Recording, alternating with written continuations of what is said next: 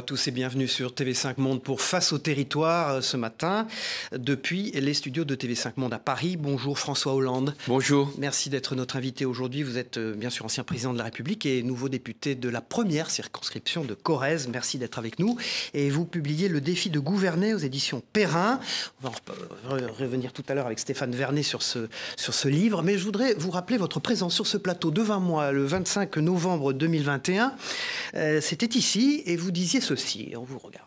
On vous a beaucoup entendu en critique du président de la République. Mais je pense qu'il y a des critiques qui peuvent lui être adressées, qu'elles sont partagées par les Français. Que vous lui adressez dans le privé, oui, quand vous le voyez? Je ne le vois pas, donc je n'ai pas pu lui dire directement. Est-ce que vous le voyez maintenant, le président de la République? Plus, est-ce qu'il vous consulte mieux? Non, mais je l'ai vu à l'occasion de cette consultation qu'il organisait pour la décision qu'il devait prendre pour un Premier ministre. Ce que je lui ai dit n'a visiblement pas été retenu. Quelles sont les relations maintenant personnelles avec lui? Il a été votre collaborateur, chacun le sait, secrétaire général adjoint de l'Élysée. Ça s'est un peu pacifié. Il y a une relation politique, une relation personnelle qui est restée ou qui a disparu? Oh, je n'ai jamais placé ma relation avec Emmanuel Macron, quand il est devenu président de la République, sur un mode personnel ou sur un mode de revanche ou de rancune. J'ai considéré qu'il avait été élu président de la République, c'était à lui maintenant d'assurer cette fonction, et moi de faire en sorte de pouvoir éclairer, s'il en avait besoin, ce qu'il avait à faire. Il n'en a pas eu le besoin, et donc ma parole est libre, et la sienne engage la France, donc je fais attention de respecter les institutions. Stéphane Vernet, directeur de la rédaction parisienne de Ouest France, est sur ce plateau dans un instant. Bonjour Stéphane Vernet. Alors ce livre, Bonjour. Le défi de gouverner aux Bonjour. éditions Perrin de François Hollande. On le voit d'ailleurs, le livre, à l'antenne. Oui, bonjour Monsieur le Président. Le défi de gouverner de l'affaire Dreyfus à nos jours, j'ai envie de dire, enfin la gauche au pouvoir de l'affaire Dreyfus à nos jours, j'ai même envie de dire à vos jours, puisque vous terminez le livre par votre quinquennat. Vous faites le constat qu'en 100 ans, la gauche a été effectivement au pouvoir à 8 reprises pendant à peu près une trentaine d'années. C'est pas beaucoup finalement, il y a comme une espèce de malédiction ou d'ambiguïté entre la gauche et le pouvoir en France. Elle la veut, elle fait tout pour l'avoir, et puis elle a du mal à le garder, elle a du mal à s'entendre, à le conserver. Oui, la gauche, c'est pour ça que je remonte à l'affaire Dreyfus, a mis du temps avant de comprendre qu'il fallait qu'elle aille au pouvoir.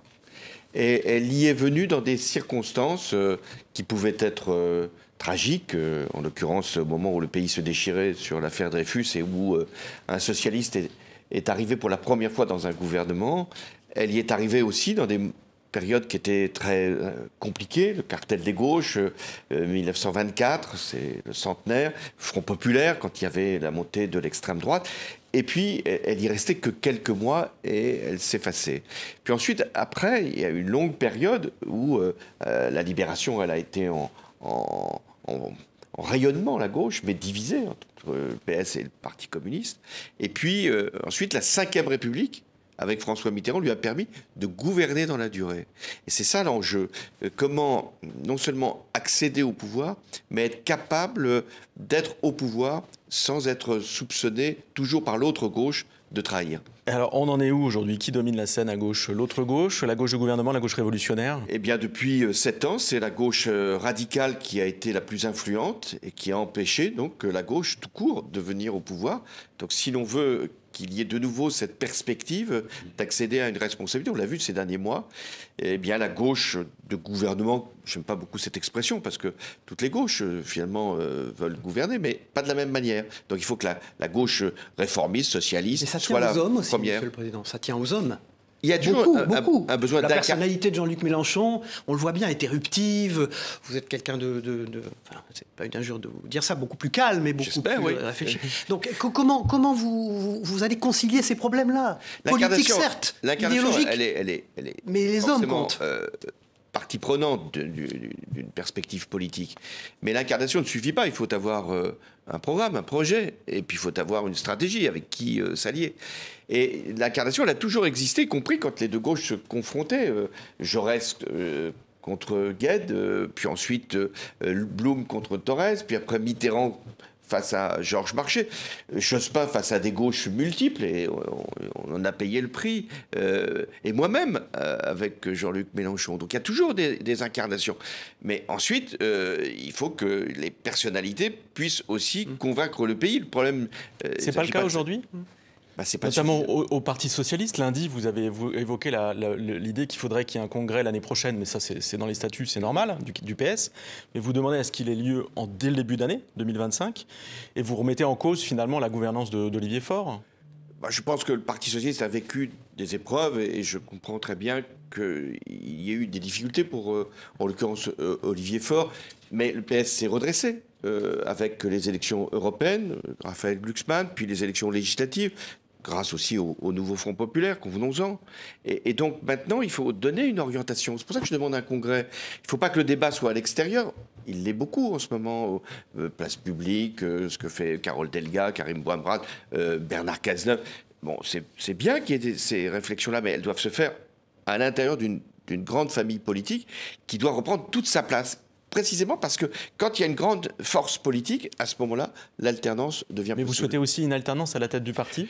Je pense qu'il ne s'agit pas de refaire une revanche par rapport au Congrès. Moi, je n'y étais pas, de Marseille, où ça s'est fait à quelques voix. Je pense qu'il y aura besoin d'unité, de rassemblement. Bon, après, il y a le choix des militants, hein, donc c'est pas moi qui décide. Mais c'est vrai que ce serait bien que pour cette nouvelle phase, il y ait du rassemblement, donc une espèce de paix interne, et de l'ouverture. Aller chercher Raphaël Glucksmann, Bernard Cazeneuve, leur faire comprendre que c'est dans cette nouvelle famille politique que doit se faire la préparation de la présidentielle. Vous allez jouer ce rôle de catalyseur, de parrain, entre guillemets, oui, de l'ensemble. C'est pas toujours un très beau terme, parrain, mais je ne veux pas du tout donner l'impression que c'est ma personne qui devrait être en cause. Moi, j'essaye d'aider. Franchement, je le fais dans l'esprit et avec l'expérience que je peux avoir, qu'il n'y a pas de préparation de l'élection présidentielle, qui est quand même maintenant dans 2 ans et demi, et même d'une éventuelle échéance législative qui pourrait arriver, s'il n'y a pas une réflexion au préalable,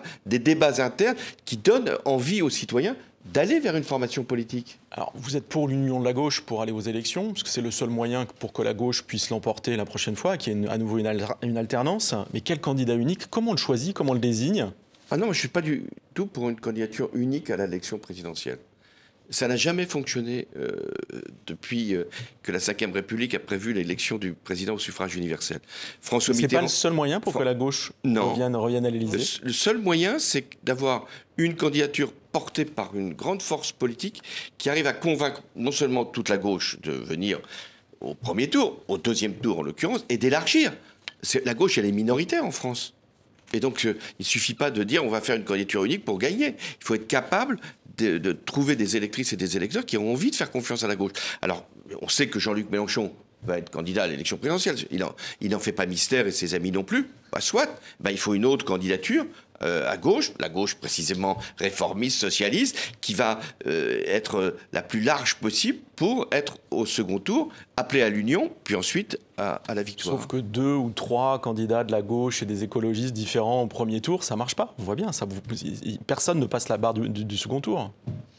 On ne peut pas savoir ce qui va se passer avant que l'élection ait lieu. Je rappelle que quand François Mitterrand a été élu la première fois en 1980, il devait y avoir 5 ou 6 candidats de gauche. Ça ne l'a pas empêché de l'emporter. Moi-même... C'était une autre époque. Sans doute. Et moi-même, c'est pas une autre époque, c'est pas si loin.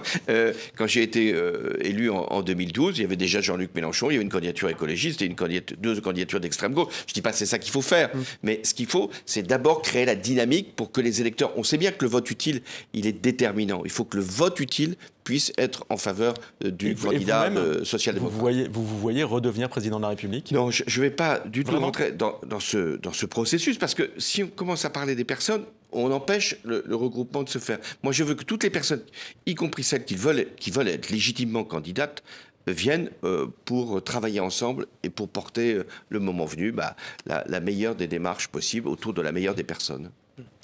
La grande actualité du jour, c'est le budget qui sera présenté au Conseil des ministres ce soir. On rentre dans une période de 70 jours où les débats vont être intenses à l'Assemblée. Je pense que vous allez prendre largement votre part à ces débats. On parle de la nécessité de lever à nouveau de l'impôt, 20 milliards d'impôts. On parle de choc fiscal. Un choc fiscal sans revenir à la politique de François Hollande. Qu'est-ce que ça vous inspire? D'abord, comment on est arrivé là? Comment on a pu constater qu'il y avait une dérive à ce point préoccupante des finances publiques. Là, il y a vraiment eu des manquements. Parler de la présidence d'Emmanuel Macron et des gouvernements qui se sont succédés, il y a une responsabilité. Il faut maintenant redresser, je fais partie de ceux qui pensent que nous ne pouvons pas vivre avec des déficits excessifs et un endettement. Est-ce que ce n'est pas aussi un échec de la politique de l'offre? Non, c'est un échec de la baisse d'impôts qui a été accéléré à partir de 2017 avec la suppression de l'impôt sur la fortune, la flat tax, les impôts de production qui ont baissé, l'impôt sur les sociétés qui a baissé. Quand il y a des baisses d'impôts qui atteignent ce niveau-là, après 60 milliards, on découvre quelques années plus tard qu'il manque 60 milliards. Alors aujourd'hui, il faut rétablir des impôts, c'est vrai. Toute la question politique va être quels impôts, sur qui et sur quoi? La une de Ouest France, Stéphane Vernet. On parle de la tempête Kirk et les dégâts dans l'Ouest. Très grosse tempête.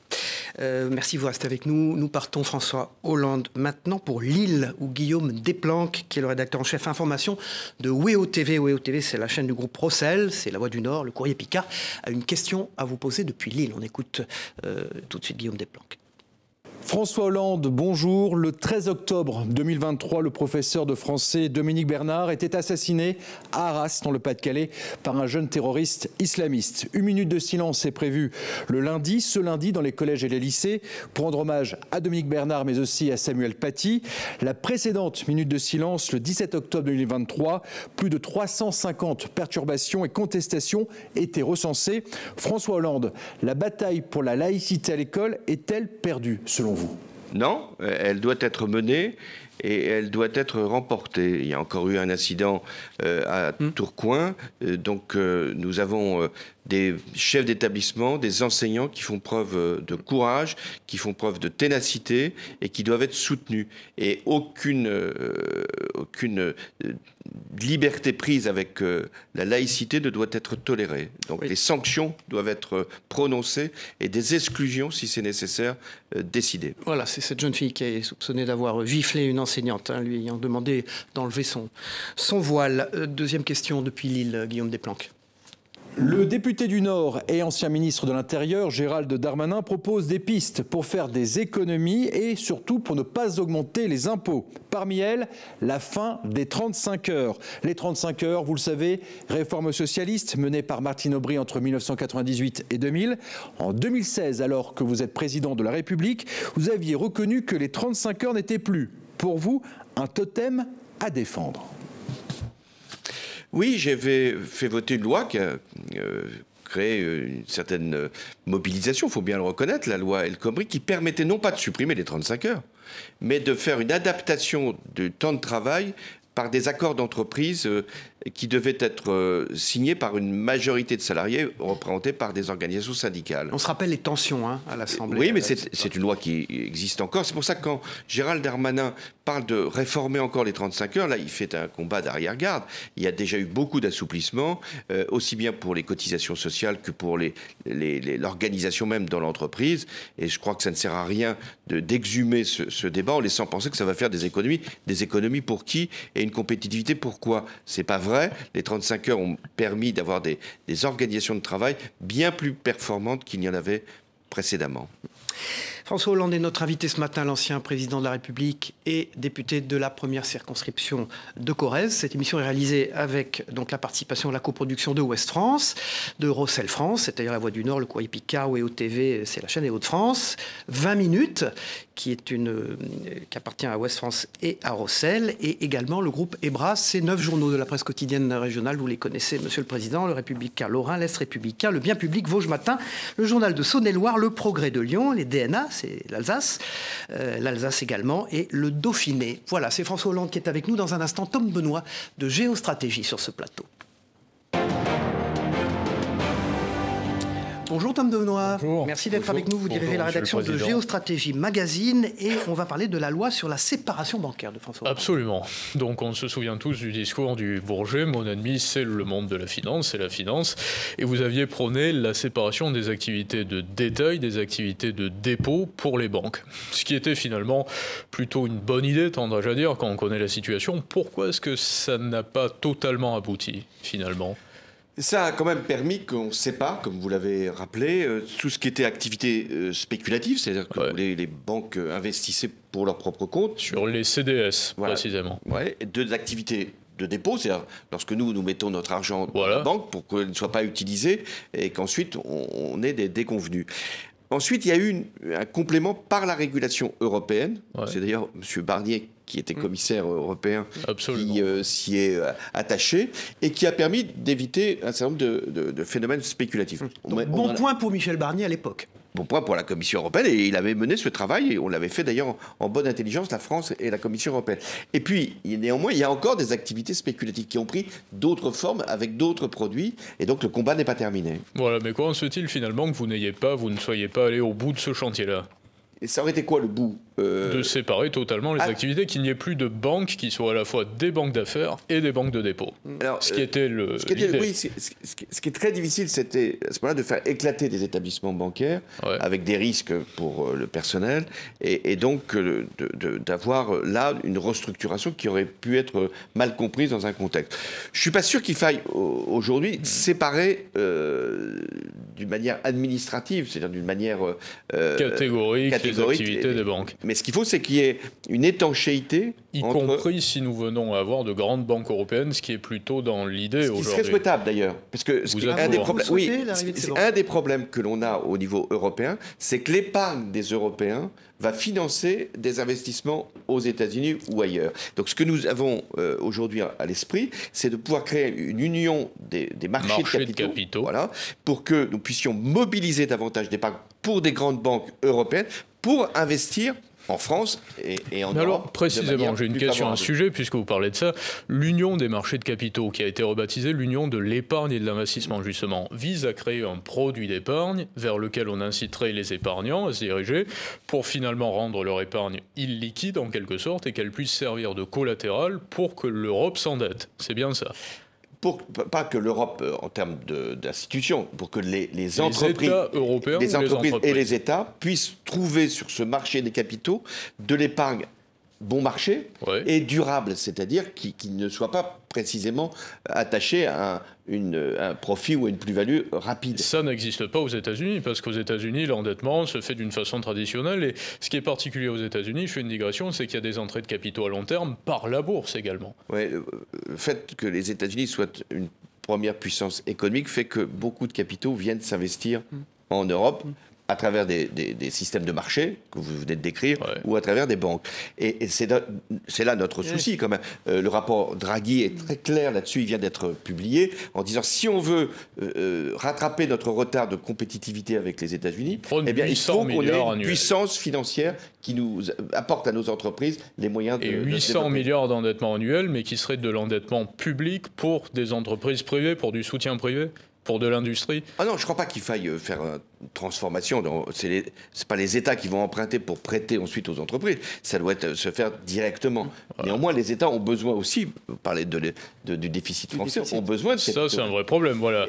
Et que ces capitaux ne se substituent pas à ceux qui doivent aller vers les entreprises. Est-ce que vous comprenez, François Hollande, que les Français maintenant s'intéressent de très près à tout ça, car ils ont vu la fragilité de leur épargne, la fragilité économique de nos puissances, 9e ou 7e ou 9e, je ne sais pas, puissance du monde. Et on voit, et Tom Benoît et Géostratégie le font remarquer dans leur publication, et maintenant sur son site fort bien fait, Internet, qu'il y a une préoccupation des Français sur ces questions-là qui n'existaient pas, j'allais dire presque à votre époque.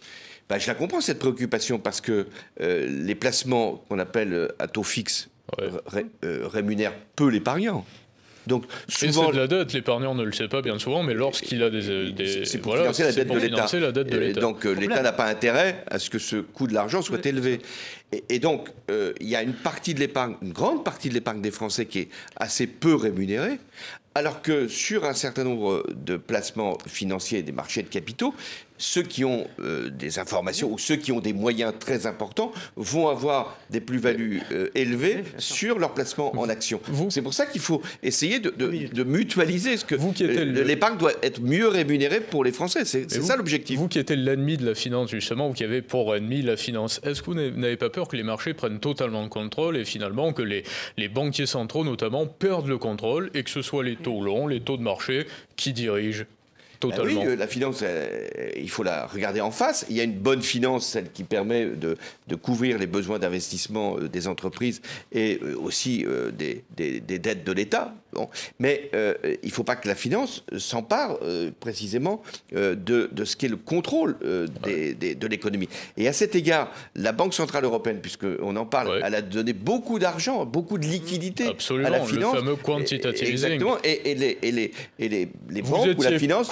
Très rapidement ou pour le quantitative easing? C'était sous Mario Draghi. Il fallait le faire tout de suite. On l'a fait sans doute trop longtemps, donc il y a eu trop de liquidités. Sinon, les taux longs se seraient envolés pour des États comme la France. Mais ce qui explique que les marchés d'actions ont connu des cours très importants. Principalement aux États-Unis. Aux États-Unis, mais aussi en Europe. Et donc, des gens se sont enrichis sur cette liquidité qui a été mise à disposition. Une dernière question. Très vite. Très vite. Vous avez sauvé la Grèce. C'est ce que vous avez déclaré sur LCP. Ça a fait beaucoup parler. Qu'est-ce que ça voulait dire exactement? C'est l'ancien ministre grec des Finances qui vous a répliqué en disant... lui, il l'avait plombé. Et lui, il l'avait plombé, la Grèce. Donc, il est un des responsables. Il n'est pas le seul, mais il est un responsable. D'ailleurs, il n'est pas resté jusqu'au bout. Et Tsipras a été très courageux. Je veux dire, celui qui a sauvé la Grèce, parlons très franchement, c'est Tsipras, qui, par des décisions extrêmement audacieuses et tenaces, a permis à la Grèce d'avoir la confiance des Européens. Et j'ai contribué à ce que cette confiance puisse être accordée à la Grèce. Non, je crois qu'il faut se méfier de ces proclamations. Mais néanmoins, si la France, on va dire, si je n'avais pas été là, je ne suis pas sûr que l'Europe aurait gardé la Grèce au sein de la zone euro. François Hollande est avec nous ce matin à la une de Géostratégie avec le Qatar et des révélations. Absolument. Un ex de la DGSE, un agent secret, un ancien député européen, dénonce la corruption du Qatar et notamment condamné à mort Tayyip Ben Abderrahmane, qui était associé avec le patron du PSG et qui est condamné à mort au Qatar. Et il y a un silence absolu autour de ça. Est-ce qu'il y a une corruption du Qatar sur la France? Est-ce que vous l'avez vu avancer, ce poids du Qatar dans les institutions par rapport à 2010 et 2020? Très vite, pardon, excusez-moi. L'influence du Qatar, oui, je l'ai vue, elle était déjà engagée largement avant que je n'accède à la présidence de la République. Mais savoir s'il y a eu des corruptions, non. Moi, je n'ai pas eu de témoignage. Même comme président de la République, vous n'aviez pas la preuve que des choses se passaient? Non, qu'il y ait des moyens financiers très importants développés par le Qatar, bon, pas simplement par... C'est l'Obs qui dévoilait un dossier il y a une année à ce sujet. Par les contrats de gaz et de pétrole, et puis aussi le sport. Mais voilà, le Qatar a une influence. Il faut absolument être vigilant par rapport à cette influence et les moyens qu'elle utilise. Merci Tom Benoît, directeur de la rédaction de Géostratégie Magazine. Dans un instant, Denis Caro est en direct et en duplex de Nice. Merci. Bonjour Denis Caro, vous êtes en direct et en duplex de votre rédaction de Nice et vous dirigez les rédactions du groupe Nice Matin, c'est-à-dire Var Matin, Nice Matin et Monaco Matin. Oui, bonjour Monsieur le Président. Le week-end dernier, un adolescent de 14 ans a abattu froidement un chauffeur VTC à Marseille. Face à ces drames qui se multiplient sur fond de narcotrafic, le ministre de la Justice, Didier Migaud, n'exclut pas d'atténuer l'excuse de minorité. Est-ce que vous y êtes favorable ? D'abord, sur le constat, oui, il y a aujourd'hui le narcotrafic qui a pris une ampleur, une dimension, une place qui est extrêmement menaçante pour l'équilibre de notre pays. La preuve, vous l'avez évoqué, que ces trafiquants qui font des argents considérables sur le trafic puissent utiliser des enfants, ce sont des enfants en l'occurrence, des adolescents, pour tuer. Et nous avons des règlements de compte à peu près partout, pas simplement à Marseille. 14 ans, je rappelle. Dans toutes les villes où il y a justement l'organisation de ces mafias. Alors, ensuite, est-ce qu'il faut changer la loi, faire que ces adolescents puissent être punis dès lors qu'ils ont commis des crimes aussi atroces? Oui, sans doute, il faut les punir. Mais je regarderai très précisément ce que va être la levée de l'excuse de minorité, parce que c'était un point fondamental de ce qu'on appelle l'ordonnance de 45 sur la jeunesse. Il y a des tribunaux pour enfants qui existent. Mais c'est vrai que quand on est devant ce type de crime, il y a une prise en compte de ce qu'est d'abord l'organisateur, le commanditaire, et puis de ce qu'est la dérive de ces enfants. Comment on en arrive là ? Et aussi la responsabilité des parents dans ce type d'événement. Denis Caro. En arrivant place Beauvau, le ministre de l'Intérieur, Bruno Retailleau, a mis en garde contre un droit à l'inexécution des peines. François Hollande, est-ce que la justice de notre pays est laxiste ? Moi, j'invite tous ceux qui le pensent à venir devant des juridictions qui organisent des comparutions immédiates et ils verront combien la justice est sévère. Le problème, c'est qu'il y a un temps qui est trop long entre le moment où la condamnation est prononcée et le moment où elle est exécutée. Elle est exécutée, mais parfois trop tard. Donc là, il y a un vrai souci qui doit être, à mon avis, réparé, c'est-à-dire qu'il faut que dès que la sanction est prononcée par un tribunal, eh bien, il doit y avoir, si c'est un emprisonnement ou si c'est une sanction alternative, qui soit prononcée. C'est très important. Mais c'est polémique avec les syndicats de police. Par ailleurs, Didier Migaud a rappelé que le taux d'exécution, lui, c'est-à-dire le fait que les peines soient bien exécutées, est très élevé en France. Enfin, les prisons sont plus que saturées. Ça veut dire que la justice, elle Mais condamne. cette polémique entre les syndicats de police et les syndicats de magistrats. Les policiers reprochent aux magistrats d'être trop laxistes. Vous la vivez comment, vous ? J'ai toujours entendu ça. Ce que disent les policiers, je crois que ça, il faut les entendre. Ils disent, quand on appréhende un individu, qu'on le présente devant un juge, il n'y a pas tout de suite la condamnation. Pas la faute de la justice, c'est surtout faute de moyens et de procédures. Mais il faut que lorsqu'il y a eu finalement une intervention de la police et une élucidation d'une infraction, que le procès puisse avoir lieu le plus rapidement possible.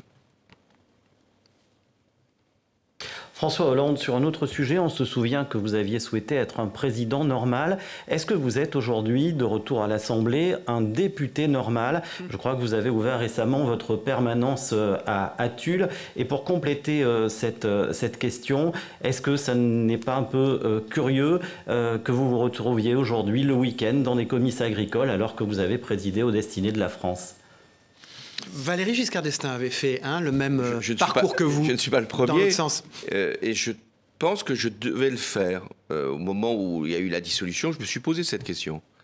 Quelle est ma responsabilité face à ce que j'estimais être un risque, une extrême droite extrêmement puissante, et par rapport à ce que je pensais être la situation de la gauche, nécessité de rééquilibrer cette gauche avec un parti socialiste plus fort, je me suis remis... Ça ne dévalorise pas la fonction présidentielle. Je vais y venir. La fonction présidentielle, quand elle a été exercée, elle confère une expérience à celui, demain à celle, qui l'a exercée. Mais ça n'a pas privé la personne de son engagement, de ses idées, de sa volonté de changer le pays. Et la question, c'est est-ce que je suis un député normal ? Sûrement pas. D'ailleurs, il paraît qu'on vous a attribué un plus grand bureau, plusieurs égards différents, etc. C'est vrai ? Non, j'ai repris le même bureau que celui que j'avais en 2012. Mais c'est vrai que je ne suis pas un député comme les autres, je devrais dire. Mais je suis un député qui veut être pleinement parlementaire. C'est-à-dire faire des permanences, aller dans les comices agricoles. Mais c'est ça la politique.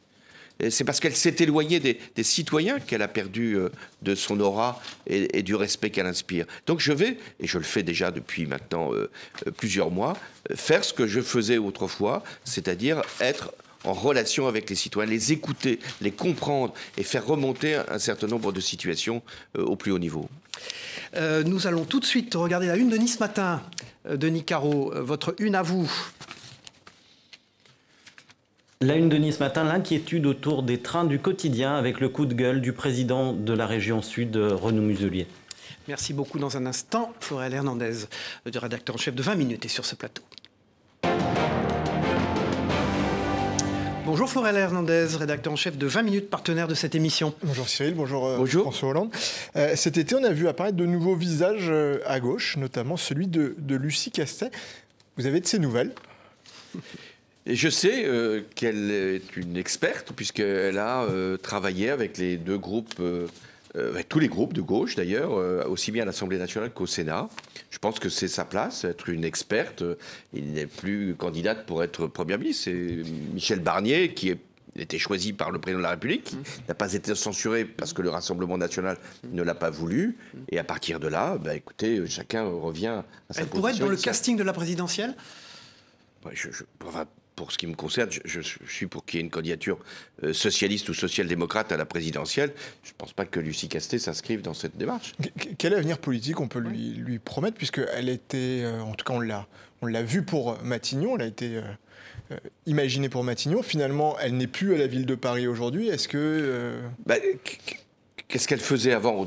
C'était une militante associative. Elle avait un mouvement sur les services publics qui était tout à fait respecté. Elle peut porter des idées, elle peut contribuer, c'est ce qu'elle a fait. Et voilà. Après, peut-être s'engagera-t-elle dans un parti, c'est son affaire. Mais elle n'est plus en position d'occuper une responsabilité au sein de l'État, puisque, je vous ai dit, c'est un autre choix qui a été fait par le président de la République. Et maintenant, nous devons... pour ce qui est de l'opposition, faire passer des amendements, essayer de travailler dans le cadre du budget, passer à une autre étape, oui. On vous a vu récemment pour le lancement du mouvement La France humaine est forte de Karim Bouamrane, donc qui est un visage, alors qui n'est pas très connu non plus, mais qui est un élu de terrain puisqu'il est maire de Saint-Ouen. Qu'est-ce qu'il apporte le maire de Saint-Ouen avec ce nouveau mouvement dans les débats au PS ? D'abord, c'est un élargissement.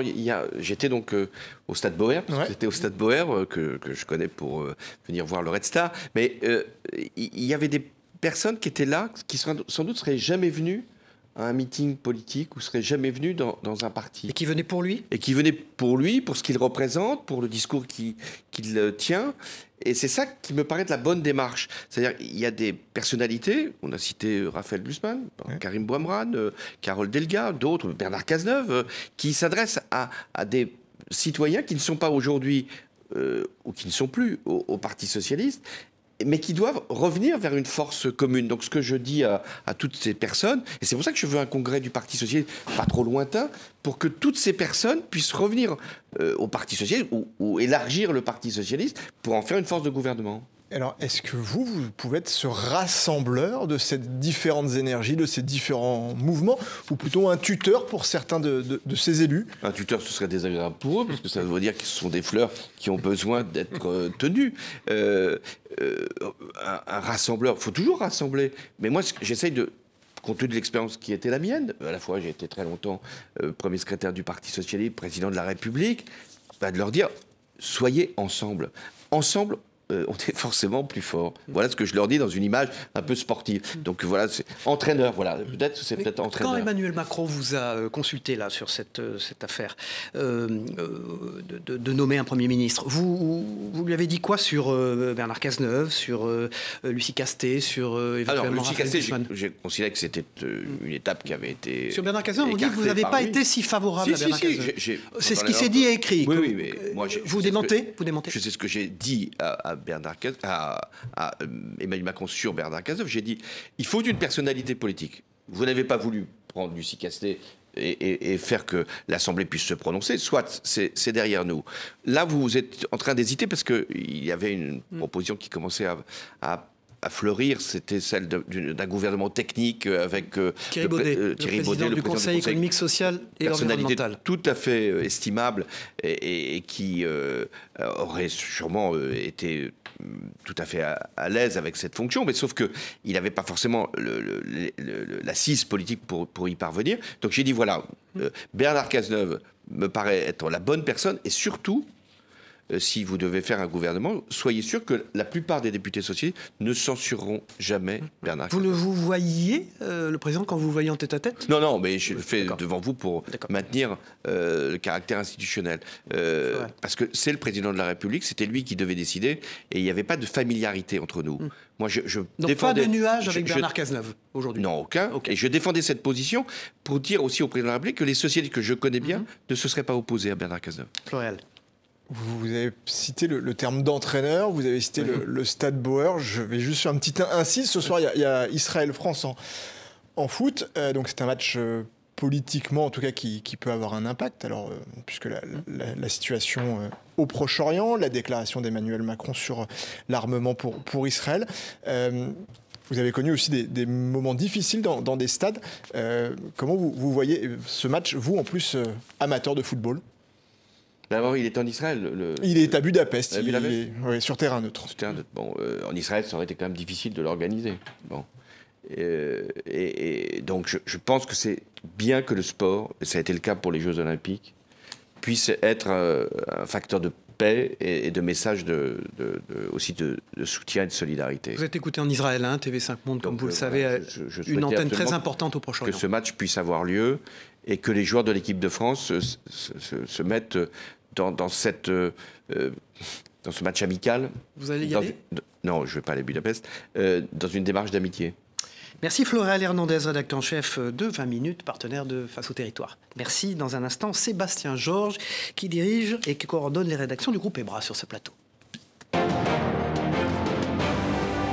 Bonjour Sébastien Georges et bienvenue dans Face au Territoire. Vous êtes nouveau partenaire avec le groupe EBRA. Et on rappelle que vous êtes 9 quotidiens régionaux, dont l'Est républicain, dont vous dirigez également la rédaction. Tout à fait. Monsieur le Président, je voulais vous parler de ruralité. Vous êtes un député d'un département rural. Aujourd'hui, on est en face d'une ruralité qui est ce sentiment d'abandon sans cesse renforcé. Nous, on le voit dans les différents départements qu'on peut avoir sur notre zone. On en a 23, dont plusieurs qui sont à l'image de la Creuse. Et je voulais voir un petit peu comment vous, aujourd'hui, vous vivez ça et comment... Est-ce que vous allez pouvoir, qu'est-ce que proposition par exemple, vous allez faire pour éviter et renforcer et annuler ou réduire en tout cas ce sentiment d'abandon? Je connais bien la ruralité, j'en suis l'élu et j'ai voulu précisément revenir le plus possible auprès de ceux qui vivent sur nos territoires. D'où l'intérêt d'ouvrir une permanence, hein? Oui, d'écouter et puis d'aller au contact. Dans la ruralité, il y a à la fois ce qui va le mieux dans une société et ce qui est le plus douloureux. Ce qui va le mieux, il y a énormément d'innovation, de créativité, d'engagement, d'entreprise et pour les agriculteurs d'efforts pour se mettre au service du bien nourrir et du bien alimenter. Et puis il y a une crise profonde liée à une déprise, c'est-à-dire des territoires qui sont abandonnés, des commerces qui disparaissent, des services publics qui peuvent s'effacer. Et puis, l'idée que la ruralité a, c'est que ceux qui vivent dans les métropoles ne les comprennent pas. C'est ça, l'enjeu, c'est de faire admettre à ceux qui vivent dans les villes que ceux qui sont à la campagne, comme on dit, ceux qui sont dans la ruralité, ils veulent garder un mode de vie. Ils ne veulent pas être tout le temps montrés du doigt ou oubliés tout simplement. Et donc, ce que je dis aussi à ceux qui vivent dans la ruralité, regardez comment vivent aussi ceux qui sont dans les métropoles, c'est pas toujours simple. Mais il y a cette coupure aujourd'hui que je ressens. Non, c'est une forme de deux France. La France qui vit dans les grandes villes et qui s'habitue peut-être à un certain nombre de situations, et puis une France rurale qui est la France qu'on appelait de province d'ailleurs, qui se dit on n'est pas compris.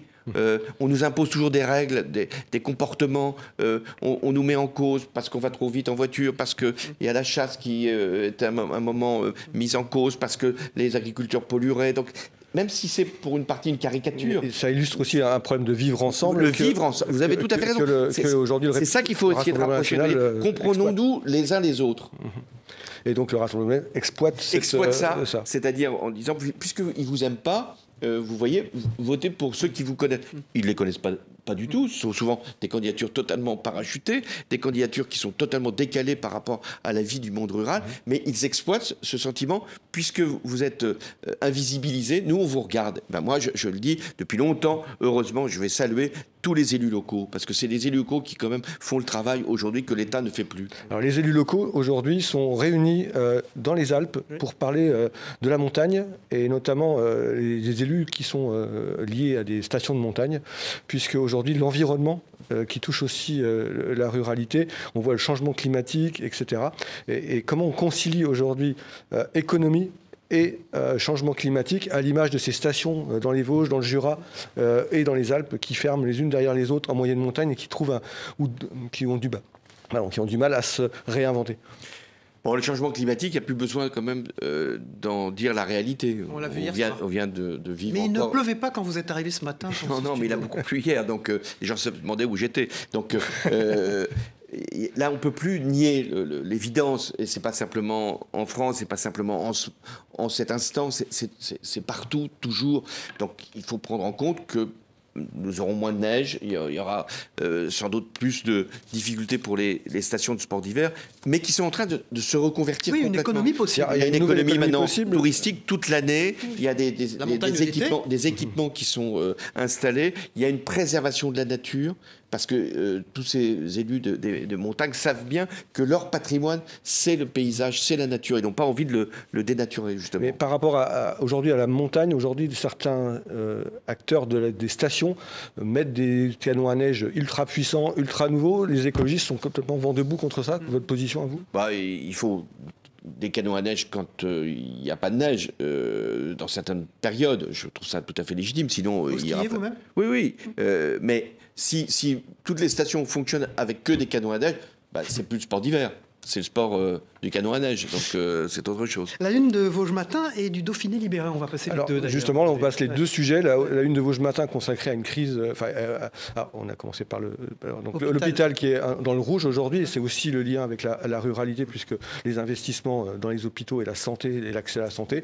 Et puis le deuxième, c'est sur le Dauphiné libéré. Voilà. Aujourd'hui, on consacre un dossier sur ces stations et comment on peut sauver les stations fragiles avec une économie qui se décide. Avec une économie qui se décide. Et une interview de la ministre du Tourisme. Merci. Et il n'y a pas que l'hôpital, il y a aussi la médecine de ville, comme on dit, c'est-à-dire l'accès aux soins. L'accès aux soins. Quand on met 7 mois pour avoir un rendez-vous chez le dentiste, quand on habite une petite commune, les kilomètres, on se dit que la République n'est pas au rendez-vous. Sébastien Georges, rédacteur en chef de l'Est républicain, du Républicain Lorrain et de Vosges Matin, et également coordinateur des rédactions du Républicain Lorrain, l'Est républicain, le Bien public, Vosges Matin, le journal de Saône-et-Loire, le Progrès de Lyon, DNA, c'est les dernières nouvelles d'Alsace, l'Alsace et le Dauphiné. Merci d'être avec nous ce matin. Dans un instant, nous partons, Monsieur le Président, pour Fort-de-France en Martinique. C'est Cyril Boutier, le directeur des rédactions du groupe France Antique, qui a une question à vous poser. On l'écoute depuis Fort-de-France. Bonjour François Hollande. Quelques mois après le début de votre quinquennat, en janvier 2013 précisément, vous expliquiez dans une interview que payer les produits alimentaires, la téléphonie, les services financiers plus chers dans les Outre-mer que dans l'Hexagone était une injustice. Malgré les déclarations d'intention, qu'est-ce qui, selon vous, fait que les gouvernements successifs n'ont pas réussi dans ce dossier ? Vous rappelez que j'avais fait voter une loi, la loi Lurel, qui permettait justement d'écarter ces procédures ou ces mécanismes monopolistiques qui faisaient que tout coûtait plus cher, tout coûte encore plus cher en Outre-mer qu'en métropole. Il y a une autre loi qui a été votée à l'initiative d'Éric Cabarets, justement pour que les salaires puissent également, dans les Outre-mer, pouvoir faire face à cette inflation. Eh bien, je dois reconnaître qu'à partir de 2017, tout ça s'est perdu.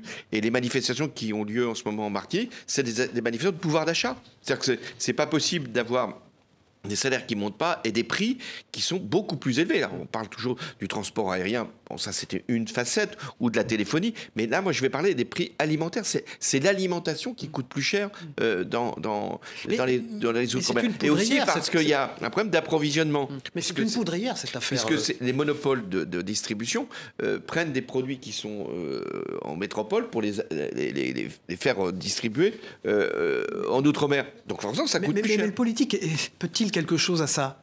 Mais oui, on peut casser les monopoles vous l'avez pas pu le faire vous-même? Ah si, on l'a fait pour partie. Ça a eu des résultats pendant toute une période, mais il faut continuer parce que c'est ce qu'on appelle des défauts de concurrence. Ce qui se passe en Outre-mer, c'est un manquement grave à la concurrence. Il n'y a pas de concurrence. Donc les prix sont à la disposition d'un certain nombre de groupes industriels ou alimentaires qui contrôlent. La une de France Antilles ce matin également qu'on voit, et la vie chère. Ah oui. Qu'attendre de ces tables rondes? Il y a des tables rondes localement organisées. Ça compte quand même les territoires d'outre-mer. C'est partie prenante de notre pays. vie. On est d'abord, ça compte plus de 2,5 millions d'ultramarins. Ça compte parce que beaucoup vivaient aussi on est ici, une grande puissance aussi par ces territoires. On est sur tous les continents et que ça nous donne une influence considérable et qu'il y a une innovation là aussi. C'est comme dans la ruralité. Il y a plein d'innovations dans l'outre-mer. Merci. François Hollande reste avec nous dans un instant. Demet Korkmaz de la rédaction de TV5 Monde pour les questions internationales. Bonjour Demet Korkmaz, journaliste à la rédaction internationale de TV5 Monde avec évidemment le Proche-Orient. Absolument, je voudrais commencer par cette mise en garde de Benyamin Netanyahou. Le Liban pourrait subir les mêmes destructions et les mêmes souffrances qu'à Gaza. Aujourd'hui, quelles sont vos craintes pour la région? Ma crainte, c'est celle-là. C'est-à-dire que le Liban, qui a été touché par une guerre civile, vous vous en souvenez, il y a très longtemps, pourrait revivre non plus la guerre civile, mais la guerre, tout simplement la guerre.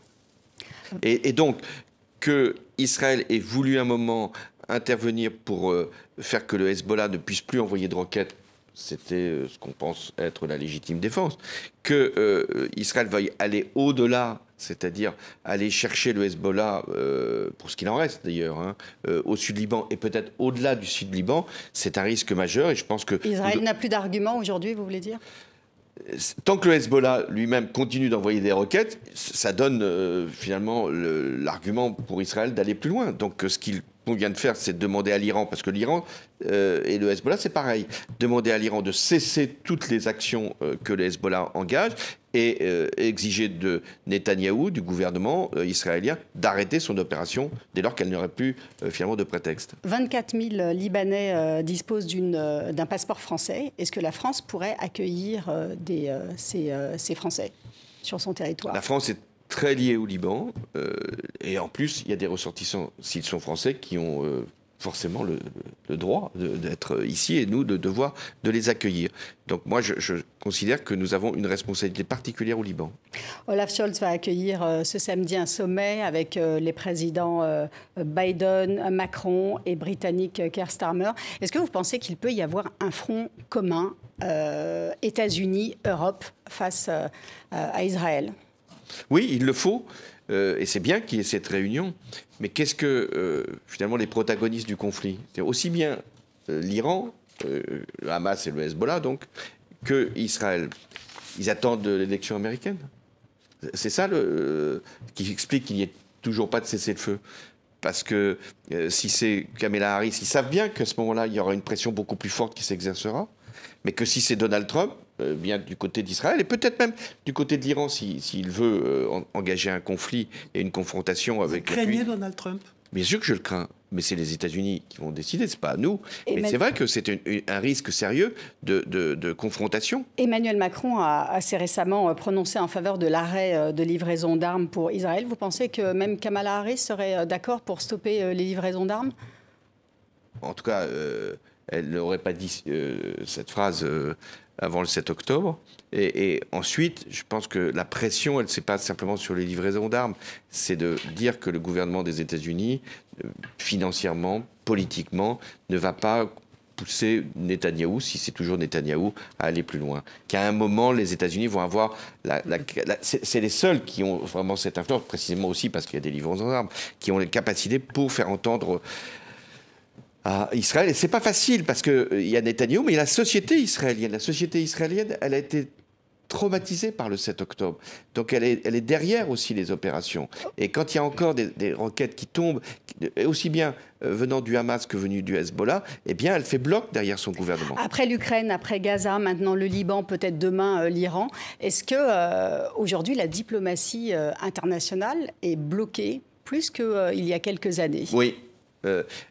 Les Nations Unies sont bloquées, le Conseil de sécurité n'est plus en mesure de prendre la moindre résolution. Le secrétaire général des Nations Unies est rejeté par la partie israélienne, comme il est rejeté par la partie russe pour le conflit ukrainien. La diplomatie peine parce qu'elle n'a pas de moyens, les sanctions ne sont pas utilisées. Et donc, c'est la justice du plus fort aujourd'hui. Ce qui s'est passé, ce qu'il faut bien comprendre, l'acte majeur, c'est quand, et j'étais président de la République, quand Bachar el-Assad a mis des armes chimiques sur sa propre population et que nous n'avons rien fait, même si responsabilité je voulais du président Obama. Responsabilité. Qu'est-ce qui s'est passé à ce moment-là? Obama. Il y a une ligne rouge qui avait été... La ligne rouge avait été fixée, la ligne rouge a été franchie, rien ne s'est produit. Eh bien, Vladimir Poutine a parfaitement interprété, et donc ça a été l'intervention en Ukraine. À cause de qui? Rien ne s'est produit. Parce que Obama, parce que les Britanniques, parce que les Européens, parce que tout le monde a pensé que on pouvait une fois encore fermer les yeux. Eh bien, qu'est-ce qui s'est produit? C'est la loi du plus fort. Aujourd'hui, qu'est-ce qui se passe à l'échelle du monde? C'est la loi du plus fort. Et la Chine peut être tentée d'utiliser cette loi du plus fort. On le voit bien en mer de Chine. On voit bien ce qui se passe en Birmanie, au Soudan, où c'est, hélas, la guerre qui l'emporte sur toute autre logique. Vous avez bien connu Joe Biden, il était vice-président des États-Unis lorsque vous étiez président de la République française. Vous pensez quoi de sa colistière actuelle, enfin la vice-présidente Kamala Harris, vous? J'ai connu aussi Kamala Harris. Je pense qu'elle a l'autorité nécessaire. Et ce qu'il lui faut, c'est avoir les électeurs suffisants pour devenir plus que les électeurs, parce qu'elle peut être majoritaire en voix et perdre à l'élection présidentielle. François Hollande, votre parcours politique actuel à gauche, tentant de concilier LFI, le centre-gauche, en passant par les écologistes, ne va-t-il pas, au fond, empêcher que vous ayez un rôle historique d'aider Michel Barnier dans ce moment où la France a besoin d'un Premier ministre, d'un gouvernement fort et de faire des réformes? Est-ce que vous ne vous sentez pas décalé? Vous êtes un homme d'État, vous avez exercé les plus hautes responsabilités. Est-ce que c'est pas problématique d'être coincé dans ce rôle très politique, vous l'avez expliqué, de parrain, de la gauche, et de ne pas pouvoir aider ce Premier ministre qui en a besoin et qui a dit qu'il ne serait pas candidat à l'élection présidentielle? La politique du pire, ça n'a jamais été la bonne ou la meilleure des politiques. Donc, ce que je vais faire avec les socialistes qui sont prêts, c'est présenter des amendements, essayer de corriger un certain nombre de choses, appuyer ce qui peut l'être venant du gouvernement Barnier pour que les Français puissent ne pas souffrir. Mais vous pourrez, avec, j'allais dire, une gauche aussi plurielle, c'est le cas de le dire, de LFI aux écologistes. Là, vous parlez des socialistes, vous voyez, dans votre langage, c'est pas innocent. Vous ne parlez pas des autres, vous ne parlez pas de la gauche. Je parle de ceux que je connais et avec lesquels je travaille. Mais ce que je veux vous dire, c'est que le sens des responsabilités... Les socialistes, ils représentent un élément important à gauche, mais pas toute la gauche. Oui, mais on ne peut pas... Vous qui voulez fédérer tout le monde, est-ce que vous pouvez fédérer pour aider ce gouvernement? Oui, mais pour aider, faut-il qu'il accepte d'être aidé? C'est pas le cas? Non, je ne crois pas. S'il préfère satisfaire les demandes du Rassemblement national ou de l'aile la plus droitière de sa majorité... Vous parlez avec lui directement, vous, ancien président, avec le Premier ministre actuel? Il est nommé Premier ministre, mais bien sûr que je le connais bien et qu'il y aura des occasions où nous pourrons nous parler. Mais tout ce qui ira dans le sens de l'intérêt des Français, je l'appuierai. Merci François Hollande d'avoir été notre invité ce matin dans Face au territoire avec les groupes des quotidiens régionaux. Merci Demet Korkmaz. Cette émission a été réalisée grâce à Brice Létier, le rédacteur en chef, Éric Chevalier, le réalisateur, Nicolas Renard et Pascal Quentin à la production. Merci à tous, à jeudi prochain, même heure, même adresse. Merci François Hollande. Merci à vous.